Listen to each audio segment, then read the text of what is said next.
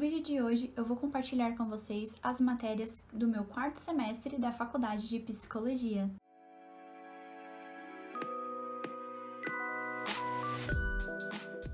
Oi pessoal, tudo bem com vocês? Eu sou a Clarissa, sou estudante de Psicologia e vim compartilhar as matérias que eu cursei no meu quarto semestre da faculdade. Se inscreve aqui no canal, deixa o seu like e comenta aqui abaixo se você é estudante de Psicologia e em qual semestre que você está. Eu já deixei uma playlist aqui no canal com outros semestres que eu cursei. Se você não assistiu, vou deixar o card aqui em cima para vocês, tá bom? Então vamos pro vídeo? A minha primeira disciplina nesse semestre foi Psicologia Geral e Experimental 2. Nós estudamos à luz da teoria cognitivo-comportamental. Estudamos sobre o processo do pensamento. A maioria dos obstáculos que percebemos, eles são projetados através da nossa mente, ou seja, da nossa imaginação. Os limites e obstáculos, eles estão na nossa mente. Então, nós vimos a questão das distorções cognitivas. E o que é isso? São as formas imprecisas de pensar. Então, que podem, essas formas imprecisas de pensar, elas podem nos induzir a emoções negativas e comportamentos prejudiciais. E esses pensamentos, prejudiciais nos levam a acreditar em coisas irreais. Então, nós vimos a polarização, a filtragem, o raciocínio emocional, a catastrofização. As pessoas, elas não sofrem pelo que elas vivem, mas pelo que elas pensam que estão vivendo. As representações mentais, elas comandam a nossa vida e são responsáveis pelo nosso comportamento, pela forma que pensamos, sentimos, escolhemos e atuamos. E estamos reagindo a essas representações mentais, no nosso dia a dia. Nós vimos também a função simbólica. É um termo que Jean Piaget explica a capacidade de usar as representações mentais que se atribuem a significados, sejam eles palavras, números e imagens. Vimos também a questão resolvendo problemas. E resolver problemas, ele vai consistir em encontrar uma maneira de contornar um obstáculo a fim de alcançar um objetivo. E algo muito legal que a gente viu foram as heurísticas. As heurísticas são atalhos mentais que nós utilizamos para simplificar os julgamentos e também a facilitar a nossa tomada de decisão. Os atalhos, eles nos auxiliam e economizam o nosso tempo e energia. Então, por exemplo, eu vejo uma pessoa tímida e mais reservada. Então, a gente pode assimilar que ela tem uma profissão condizente com o perfil dela. Então, facilmente eu assimilaria a uma bibliotecária ao invés de uma dançarina, que na minha maneira de ver, a dançarina ela é mais descontraída, ela é mais extrovertida. Mas, assim, a gente vê que quando nós pegamos esses atalhos mentais, isso pode ser ruim, porque os nossos atalhos, eles podem estar equivocados. Nós vimos também sobre o controle executivo. O controle executivo são os processos mentais que vão nos permitir planejar, focar a atenção, lembrar das instruções e fazer aquelas múltiplas tarefas, tudo ao mesmo tempo. Esse controle executivo, ele vai começar a emergir na nossa vida aí por volta lá da adolescência. Vimos também os tipos de funções executivas. E quais são elas? É a memória de trabalho e operacional.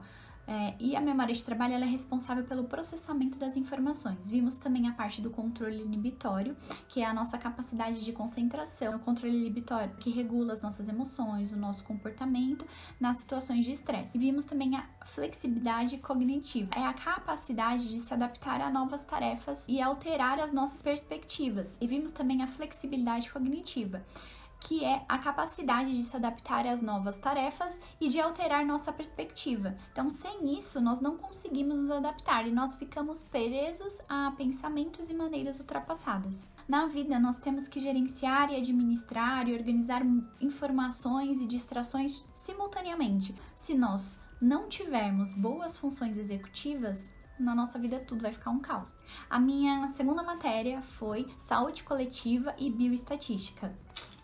Nessa matéria, nós tivemos a estatística, que é um ramo da matemática que estuda proporções, estimativas, demonstrações de dados, comparações de dados, e outros. E a bioestatística, ela é o conhecimento matemático da estatística aplicado a dados biológicos. Ela vai trabalhar com as variáveis qualitativas e quantitativas. Para fazermos estudos com uma determinada população, para saber se ela está aumentando, para saber se ela está diminuindo, as taxas de natalidade ou de mortalidade, para isso eu vou ter que aplicar testes para poder analisar a população população para ser estudadas para eu conseguir chegar nos meus resultados. O pessoal de marketing utiliza muito isso no lançamento de um produto. Ele precisa saber se aquele produto é aceitável para determinada população, para determinada idade, para determinado gênero. Então, ele faz toda uma análise e a bioestatística é muito utilizada de marketing e também em muitos outros, na área da saúde e tantos outros. A minha terceira matéria foi Psicologia da Personalidade. Nós estudamos por que as pessoas elas agem da forma como elas agem. Elas têm alguma escolha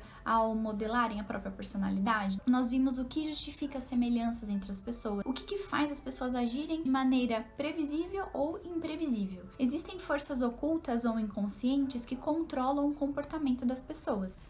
E cada pessoa ela é única.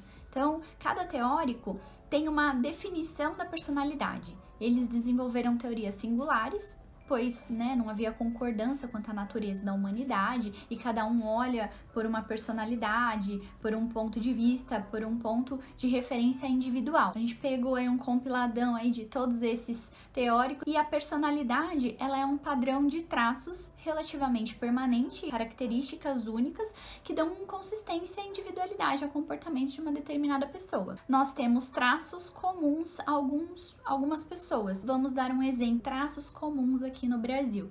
Então, dizem que os brasileiros, em sua maioria, são hospitaleiros, mas cada um vai manifestar a hospitalidade da sua forma. E também pode ser que o brasileiro não seja hospitaleiro, Porque a nacionalidade ela não define isso. Essa matéria, as psicologias. Então, a psicologia humanista, a psicologia sociocognitivista, as psicologias sociais e a psicodinâmica. Na psicodinâmica, nós vimos que Freud, quando ele analisava lá os pacientes dele, ele percebeu que eles apresentavam inúmeros problemas internos. E segundo Freud, a nossa mente ela tem a capacidade de preservar ou recuperar um certo nível de equilíbrio interno que tenta minimizar o desprazer e aumentar aquilo que ele acha satisfatório, aumentar o prazer. E essa dinâmica ela é realizada pelo id, ego e o superego. A minha quarta disciplina foi de psicopatologias.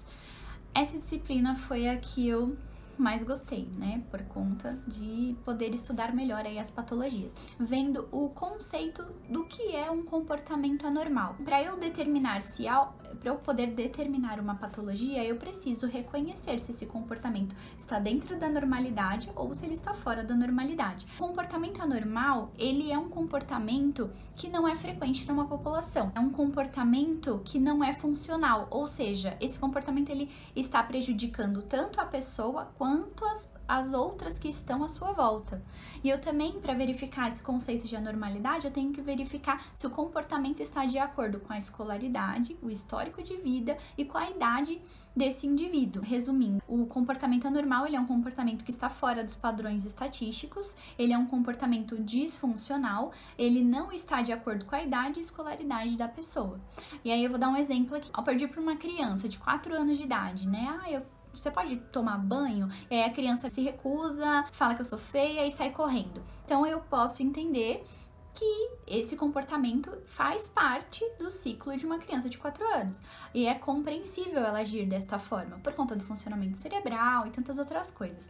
Mas agora, se eu me dirigir a um adulto e houver a mesma recusa, na mesma forma, de bater o pé, de sair correndo, de falar que não vai tomar banho, então aí eu posso notar que esse comportamento ele foge da normalidade, porque não está de acordo e está destoando ali daquela faixa etária. Estudamos também os transtornos. Vimos o transtorno do neurodesenvolvimento, que é o TDAH, o TEA, a dislexia, a descalculia, o espectro de esquizofrenia e outros transtornos psicóticos. Vimos também os transtornos depressivos, de bipolaridade, os transtornos de ansiedade, vimos os transtornos alimentares e a gente viu uma gama aí de tipos de transtornos e estudamos cada um deles. A minha quinta matéria nesse semestre foi a de Psicologia e Sociedade, que foi o nosso projeto integrador.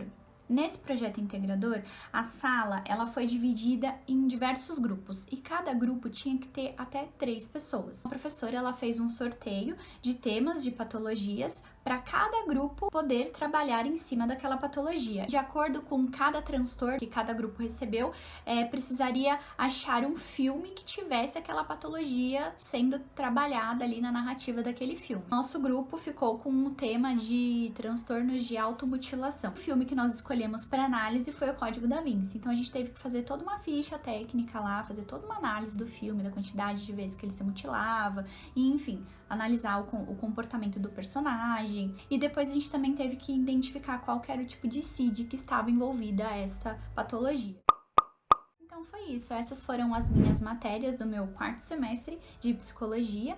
E se você gostou desse vídeo, não se esquece aqui, ó, vem se inscrever aqui no canal, deixa aqui o seu like, que é muito importante pra mim, e comenta aqui embaixo se você é estudante de psicologia, em qual semestre que você está e quais foram as matérias que você cursou até o momento. Eu vou gostar muito de saber, tá? Um beijo, fiquem com Deus e até o próximo vídeo.